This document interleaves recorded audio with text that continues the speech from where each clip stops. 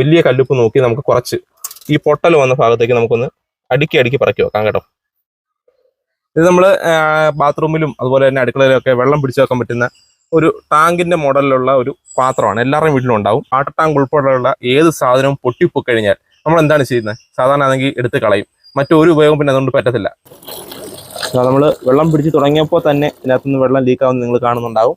ഇത്രയും വലിയൊരു പൊട്ടൽ ഇതിനകത്തുണ്ട്. അപ്പോൾ ആദ്യം നമുക്ക് ഇതിനകത്തുള്ളൊരു നനവ് ആദ്യം തുടച്ചങ്ങ് മാറ്റണം.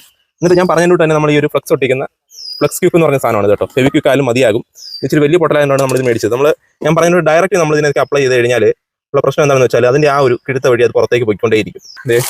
ഇതെന്ന് പറയുന്നത് കല്ലുപ്പാണ്. നമ്മുടെയൊക്കെ വീട്ടിൽ നമ്മൾ ഈ ഒരു കറിക്കകത്തൊക്കെ ഇടുന്ന കല്ലുപ്പ്.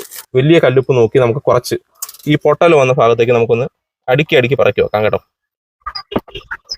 അപ്പോൾ നമ്മൾ ഏകദേശം ആ ഒരു 6 or 7 കല്ലുപ്പ് മാത്രമേ വെച്ചിട്ടുള്ളൂ. അതാണ് നമ്മുടെ ഈ